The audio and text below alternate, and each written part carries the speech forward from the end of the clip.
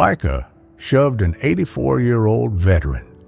30 minutes later, a Black Hawk unit landed outside the bar.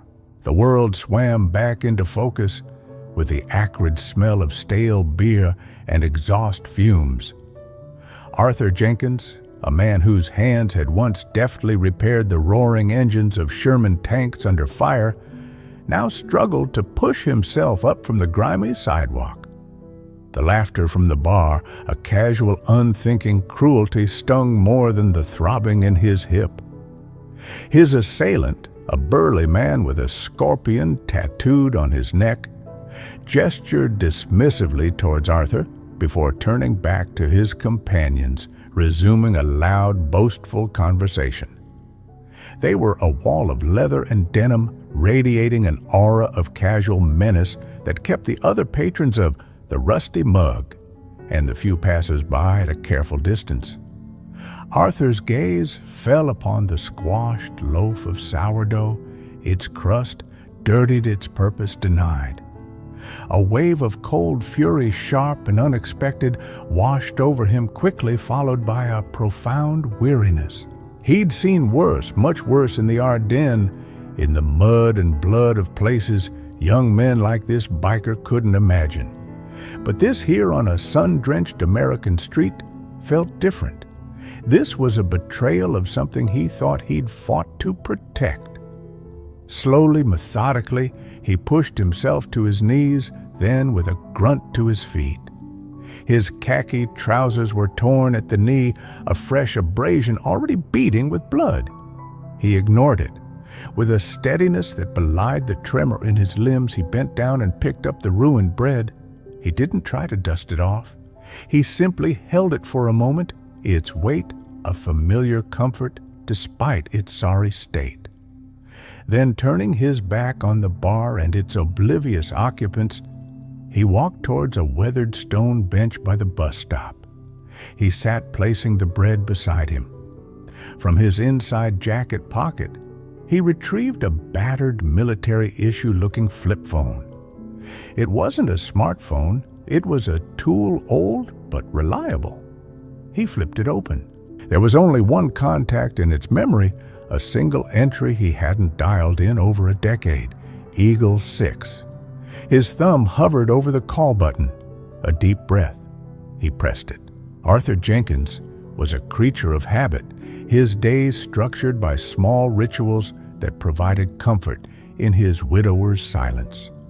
84 years had etched themselves onto his face, carving lines of wisdom, sorrow, and a quiet resilience.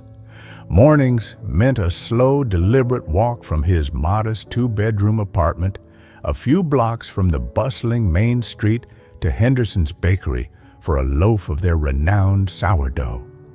It was a small pleasure, the aroma of fresh bread, a nostalgic anchor to simpler times. His late wife, Martha, had loved that bread. He'd served his country for 30 years, not on the front lines with a rifle, but in the grease-stained vital heart of the Army's Mechanical Corps. Sergeant Arthur Jenkins had been the man who could coax life back into any engine, whose ingenuity had kept tanks rolling and supply trucks moving through the worst conditions imaginable, from the frozen landscapes of Korea to the humid jungles of early Vietnam advisory missions. His medals, including a Bronze Star for meritorious service in a combat zone, earned when he'd ventured under heavy fire to repair a disabled personnel carrier, saving the infantry squad trapped inside, were tucked away in a cedar box at the bottom of his wardrobe, rarely seeing the light of day. He didn't talk about the war much. It was a lifetime ago, a different world.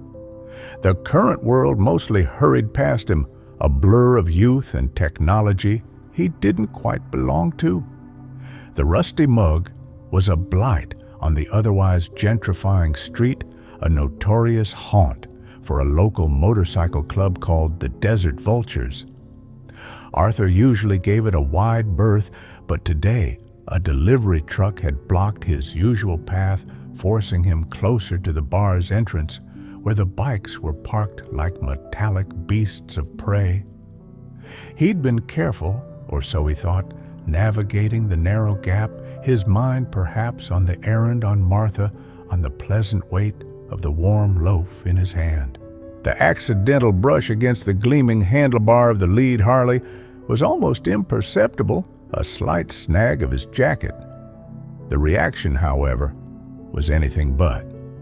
The owner, the scorpion-tattooed man whose name he'd later learn was Mark Spike Kowalski, had exploded from his seat on the patio as if a grenade had gone off. "You blind old man!" he'd roared, his face contorted with an aggression far outweighing the minor incident. Before Arthur could utter a word of apology, the shove came, hard and unexpected, sending him sprawling. The indifference of the crowd, the snickers, the way people averted their eyes, that was the deeper wound. It was a casual cruelty, a dismissal of his age, his frailty, his very existence. As he sat on that stone bench, the ghost of Martha's disapproval mingling with the throb in his hip, Arthur knew he couldn't let it slide. It wasn't about revenge. It was about dignity. It was about a world that seemed to have forgotten the meaning of respect. The vultures prided themselves on their respect for their colors, their bikes, their brotherhood. But it was a selective, narcissistic respect. He reached for the old flip phone. Eagle 6 wasn't a complaint line. It was a lifeline, a relic of a past where loyalty and immediate action meant something. A past where he wasn't just an invisible old man. He pressed send. The inciting incident wasn't just the shove. It was his decision in that moment of profound disillusionment to remind the world in a very specific way that some debts of respect are never fully repaid. The call connected.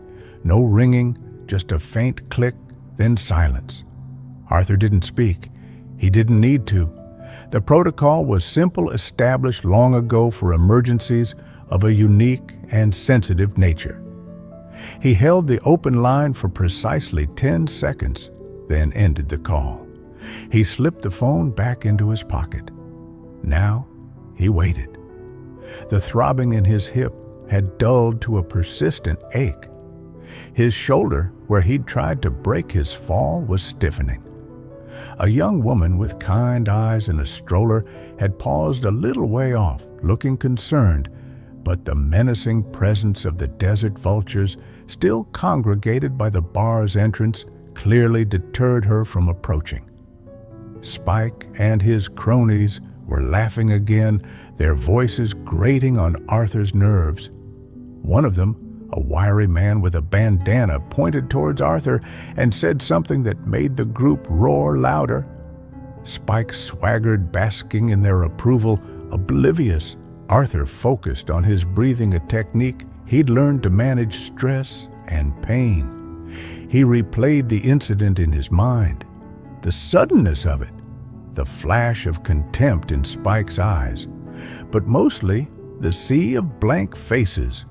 It felt like a microcosm of a larger indifference he sometimes sensed in the world around him, a world quick to celebrate heroes in movies, but slow to recognize the quiet dignity of those who had actually served, who now walked among them, often unseen, unheard. He thought of his son David, a good boy, a strong man, so different from him in many ways, yet bound by that same thread of service. David had chosen a more direct path, the sharp end of the spear. Arthur had always been proud and worried.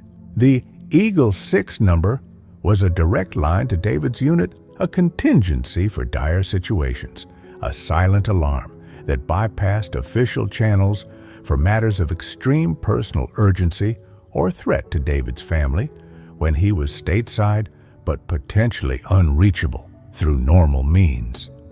It was meant for scenarios Arthur had prayed would never occur. A home invasion, a medical crisis where seconds counted, and he couldn't reach anyone else. He'd never imagined using it for something like this. Was it an overreaction? A petty use of a serious fail-safe? A flicker of doubt entered his mind. Perhaps he should have just gone home, nursed his wounds and his pride, let it go. But the image of the crushed bread, the sneering face, the wall of apathy, it coalesced into something more than just a personal affront. It felt like a line had been crossed, a fundamental decency violated. This wasn't just about him. It was about the principle. He looked at the bar, at the vultures. They represented a kind of anarchy, a bullying force that thrived on intimidation and public fear. 5 minutes passed, then 10. The sun climbed higher, beating down on the pavement. The initial adrenaline was wearing off, leaving him feeling old and tired. Spike and his group were showing signs of restlessness, probably planning their next move, their next ride. One of them kicked over a discarded can, the clatter loud in the relative quiet.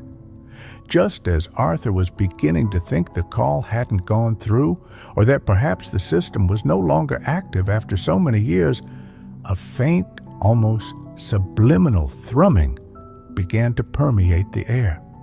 It was a sound he knew intimately, a rhythmic beating that vibrated deep in his chest cavity. At first, no one else seemed to notice. It was lost in the street noise, the distant traffic, the hum of the city. But Arthur's ears, trained by years of proximity to powerful engines, picked it up. It grew steadily, surely, a deep, resonant hump, hump, hump. He allowed himself a small, almost imperceptible smile. Heads began to turn. The conversations from the bar patio faltered. The vultures looked up confused, then annoyed, as if the sound were a personal affront to their auditory space. The thrumming intensified, becoming a dominant, undeniable presence. It was the sound of inbound trouble for some, and for Arthur, the sound of a promise being kept. The air began to stir, dust motes dancing in the sunlight. This wasn't just any helicopter. This was the distinct, powerful beat of a Sikorsky UH-60 Black Hawk, and it was getting very, very close. The sky, previously a clear, indifferent blue, was now dominated by a rapidly descending shadow. The rhythmic whoomp, whoomp, whoomp of the Black Hawk's rotors intensified into a deafening roar, rattling windows and setting off car alarms down the street. Panic and disbelief rippled through the crowd. Patrons scrambled from the Rusty Mug's patio, knocking over chairs. Their earlier apathy transformed into wide-eyed fear. The desert vultures, moments before the cocks of the walk, now looked like startled deer, their bravado vanishing like morning mist. Spike's jaw, which had been set in a perpetual sneer, hung slack. As the Black Hawk, matte black and menacing, hovered expertly, its downdraft blasting discarded napkins and debris in a whirlwind, a sleek black Chevrolet Suburban with government plates and heavily tinted windows screeched to a halt directly in front of the bar. Its doors flew open, and 4 men in tactical gear, muted olive drab uniforms, body armor, helmets with communication headsets, emerged with a disciplined, almost balletic precision. They didn't draw weapons, but their presence, their calm professional assessment of the surroundings was more intimidating than any overt threat. They moved to secure a perimeter, their eyes missing nothing. The Black Hawk, in a maneuver that spoke of immense skill, settled onto a small, surprisingly clear patch of asphalt in a disused loading zone adjacent to the bar, a space Arthur hadn't even consciously registered. The street was now effectively sealed off. The local traffic had frozen drivers craning their necks, phones already out, recording the unbelievable scene unfolding in their mundane urban landscape. The rear ramp of the Black Hawk lowered with a hydraulic hiss. From the shadowy interior, a figure emerged, silhouetted against the cabin lights. He was tall, clad in a flight suit that hugged an athletic frame, his movements economical and authoritative. He stepped onto the asphalt, his boots thudding with purpose, and surveyed the scene, his gaze sweeping past the stunned onlookers, past the now cowering bikers, and landing directly on the small upright figure of Arthur Jenkins, still seated on the stone bench. The man was around 50, his dark hair cut short, his face etched with the kind of authority that needed no introduction. As he strode forward, the tactical team members subtly adjusted their positions, creating a clear path. He moved with a focused intensity that parted the gawking crowd like the Red Sea. The noise from the idling helicopter was immense, yet a strange, localized silence seemed to envelop him and Arthur. He stopped directly in front of the bench. For a moment, the hard lines on his face softened a flicker of deep concern, almost anguish in his eyes. Then, in a gesture that sent a collective gasp through the onlookers, Commander David Jenkins, decorated leader of one of the U.S. Army's elite Special Forces units, knelt on the grimy pavement. He placed a hand gently on Arthur's arm, his voice, though low, cutting through the rotor wash. "Dad," he asked, his tone a mixture of filial concern and barely suppressed fury. "Are you okay? What happened here?" Arthur looked at his son, truly seeing him not just as David, but as the formidable man he had become. The world had just tilted on its axis. Arthur was no longer just a victim. He was the eye of a very unexpected storm. The point of no return had been decisively crossed, not with a shout, but with the focused arrival of overwhelming capability, all because an old soldier had made a call. The biker Spike looked as if he'd seen a ghost, a very heavily armed and clearly very angry ghost. Commander David Jenkins listened, his expression hardening with each word his father spoke. Arthur's account was brief, understated, yet the details of the shove, the public humiliation, and the pain in his father's voice painted a vivid picture. Arthur gestured subtly with his chin toward Spike, who was attempting to blend into the brickwork of the bar, his earlier arrogance replaced by a sickly pallor. David's gaze sharp and cold as a freshly honed knife shifted to the biker. It was a look that had unnerved hardened insurgents in far-flung war zones. Spike visibly flinched. The four-man tactical team, operating with the unspoken synergy of long practice, moved with fluid purpose. They didn't rush, they didn't shout. Two of them formed a loose, inescapable cordon around Spike and his now petrified group of vultures, their mere presence a silent, overwhelming deterrent. The other two maintained wider situational awareness, their eyes constantly scanning, ensuring no external threats or interference. The message was clear. This situation was contained.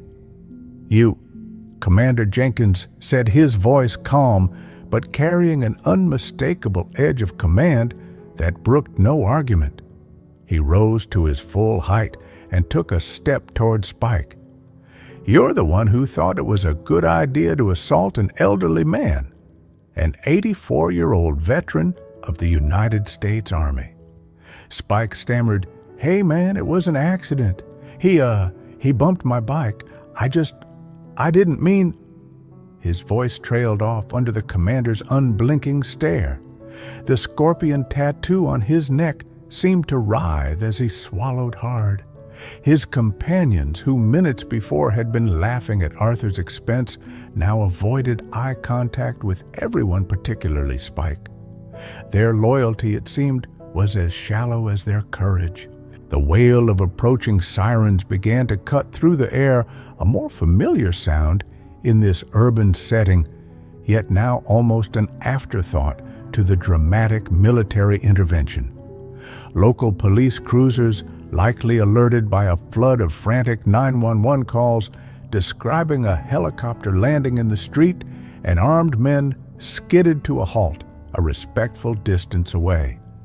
Officers emerged, hands on their sidearms, their faces a mixture of confusion and apprehension as they took in the Black Hawk, the tactical team, and the imposing figure of Commander Jenkins. Arthur watched the scene unfold with a mixture of emotions. There was a grim satisfaction, yes, but also a growing unease. He had wanted a response, a restoration of dignity, but the sheer scale of it was unsettling. This was his son's world, a world of high stakes and decisive action, a world Arthur had only glimpsed from afar. He hadn't intended to trigger a small military operation on a civilian street. He saw cameras everywhere now, phones held aloft, not just by the initial crowd, but by people leaning out of windows, drivers who had abandoned their cars. The story was already metastasizing, spreading into the digital ether. A few older men in the crowd, their postures subtly straightening, began to move forward. One wearing a faded VFW cap stopped near the perimeter established by David's team. He didn't speak, just stood taller, his eyes fixed on Arthur with a look of quiet understanding and solidarity. Another, his face weathered, nodded slowly. It was a silent acknowledgement, a recognition of shared experience of service. Commander Jenkins, seeing the approaching local police, gestured for one of his men to liaise. A quiet, professional exchange took place. The senior police officer, a captain by his insignia, approached David Jenkins cautiously, but with a dawning understanding that this was not a rogue incident. "Commander," the captain began, "what exactly is the situation here?" David turned, his demeanor shifting slightly, becoming less the avenging son and more the ranking military officer. "Captain, my father Arthur Jenkins," he gestured to Arthur, "was just assaulted by that individual." He pointed directly at Spike. "We were in the vicinity and responded to his call for assistance. The situation is now ready to be handed over to your jurisdiction for appropriate action." The captain looked from the Black Hawk to the formidable soldiers, to the now trembling biker, and finally to the elderly man on the bench who looked both frail and somehow immensely powerful. The pieces clicked into place. The stakes had just been raised to an entirely different level for a common street thug. This wasn't just about a shove anymore. This was about disrespecting a man who, it was becoming rapidly clear, had friends in very high and very capable places. This is Mark Kowalski, also known as Spike. Commander Jenkins stated, his voice devoid of emotion, as he formally identified the cowering biker to the police captain. "He intentionally shoved my father, an 84-year-old man, to the ground." There was no need for embellishment. The facts, delivered with military precision, were damning enough. The captain, now fully grasping the gravity and the unusual optics of the situation, nodded curtly. Two of his officers moved forward, their expressions grim. Spike, his face ashen, offered no resistance as he was expertly handcuffed. The metallic click of the cuffs seemed to echo in the suddenly hushed street. The central question, whether Arthur's dignity would be acknowledged and his attacker held accountable, was being answered with undeniable clarity. The bravado of the desert vultures had completely evaporated. They stood by impotent and scared, as their erstwhile leader was searched and then guided towards a squad car. The crowd watched a mixture of awe at the display of power shame for their earlier inaction and a dawning profound respect for the quiet old man on the bench. Commander Jenkins turned back to his father.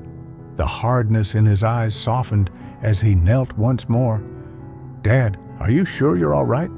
Did he hurt you badly?" Arthur managed a small, tired smile. "Just my pride mostly, David, and a bumped hip. I'll be fine." "We'll get you checked out anyway," David said firmly. He helped Arthur to his feet, his arm a steady support. He didn't lead Arthur towards the Black Hawk. That would have been an excessive flourish and logistically complicated for a simple departure. Instead, he guided him towards the waiting black SUV. "Let's get you home, Dad, and then to a doctor." The helicopter's rotors began to spin faster, the engine noise swelling as it prepared for takeoff. The tactical team, their task completed, boarded with the same quiet efficiency they had displayed upon arrival.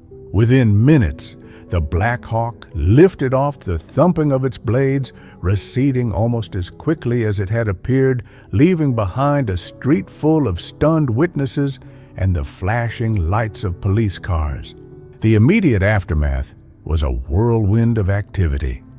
Police officers took statements from bewildered witnesses, many of whom were now eager to recount what they saw their earlier indifference conveniently forgotten. Cell phone footage of the Black Hawk's landing, Commander Jenkins' confrontation with Spike, and the biker's arrest was already flooding social media, tagged with every conceivable hashtag. News crews alerted by the digital tsunami began to arrive, their vans double parking as reporters clamored for information. The Rusty Mug's owner emerged, wringing his hands, attempting to explain his establishment's non-involvement to anyone who would listen, but the damage to his reputation and likely his business was already done. The city was buzzing. Arthur Jenkins, the quiet veteran, was suddenly the most talked about man in town. His son drove him not home, but to a nearby clinic associated with the military base for a thorough checkup. X-rays revealed a bruised hip, but no fractures. As David filled out paperwork, Arthur sat quietly, the events of the past hour replaying in his mind. It was more than he'd bargained for, yet there was an undeniable sense of vindication. The story exploded. It wasn't just local news. National outlets picked it up, fascinated by the dramatic rescue and the image of a high-ranking officer coming to the aid of his elderly veteran father. Soon, it wasn't just about the assault, but about Sergeant Arthur Jenkins, retired Army mechanic. Old service records were dug up by enterprising journalists, and tales of his quiet heroism during wartime began to surface, painting a picture of a man who had always put duty and comrades first. The bar, the Rusty Mug, issued a perfunctory, lawyer-vetted apology online, which was roundly condemned for its insincerity. The mayor's office, sensing a potent human interest story and perhaps an opportunity for some positive civic PR, quickly made contact, proposing a public event to honor Arthur. At the ceremony, held a week later in the city's main square, a surprisingly large crowd gathered. Commander David Jenkins, in his dress uniform, stood beside his father. His speech was not about retribution, but about respect for elders, for veterans, for the quiet sacrifices made by a generation that asked for little and gave so much. He spoke of his father's unwavering strength, not just in war, but in facing the indignities of old age with grace, and how that morning a line had been crossed that resonated far beyond one man and one unfortunate incident. A few days after the ceremony, a carefully handwritten letter arrived for Arthur. It was from Mark Kowalski, the biker. He expressed profound, unvarnished remorse, not just for his actions, but for the man he had become. He wrote about his own father, a Vietnam veteran who had returned home a broken man, instilling in Mark a deep-seated, misdirected anger towards the uniform and everything it represented. He didn't make excuses, but offered an explanation. He asked if Arthur might someday be willing to meet him to allow him to apologize in person. Arthur, after some thought, agreed. The meeting took place not in a formal setting, but quietly at a small park. Mark, stripped of his biker regalia, looked younger and vulnerable. He spoke of the shame he felt, the shock of the confrontation, and the dawning realization of how far he had strayed. He confessed he'd started therapy and had begun volunteering at a local VA outreach center, trying to understand the experiences of men like his father and like Arthur. Arthur listened patiently, offering not absolution, but understanding. He spoke of the complexities of service, the seen and unseen scars. Respect, Arthur told him gently, isn't a patch you wear, son. It's something you earn every day by how you treat others. You've made a bad mistake. Now you have a chance to make amends, not just to me, but to yourself. 6 months later, the corner where Arthur had been shoved was subtly changed. A small, tasteful bronze plaque was installed on the wall of the building adjacent to the bus stop, commemorating the quiet service of Sergeant Arthur Jenkins and all who served with dignity. The somewhat neglected pocket park behind the Rusty Mug, after a flurry of local council activity and community fundraising, was officially renamed Jenkins Field. Arthur still took his walk every Thursday morning. He'd switched his bakery day to avoid the lingering notoriety of the old spot, though even Henderson's now treated him like a visiting dignitary. As he passed Jenkins Field, he'd often see children playing or people enjoying a quiet lunch. He always received nods, smiles, and respectful greetings. Mark Kowalski was a regular volunteer at the VA Center, his initial anger channeled into a quiet dedication to helping veterans navigate their own struggles. He and Arthur sometimes crossed paths there. A quiet nod was exchanged, an acknowledgement of a painful event that had paradoxically brought about a measure of healing. One crisp autumn afternoon, Commander David Jenkins, home on leave, sat with his father on that same old stone bench by the bus stop. The air was clean, the city's rhythm peaceful. "You stirred things up, Dad?" David said, a smile playing on his lips. Arthur looked at the plaque across the street, then at the children laughing in Jenkins Field. "Sometimes," he said, his voice thoughtful, "people just need a little reminding about what's important. Sometimes they just forget to see." David nodded, placing a hand on his father's shoulder. The reminder, however unconventional, had been delivered, and in its wake, a community had found a renewed appreciation for the quiet strength and enduring values of a generation too often overlooked.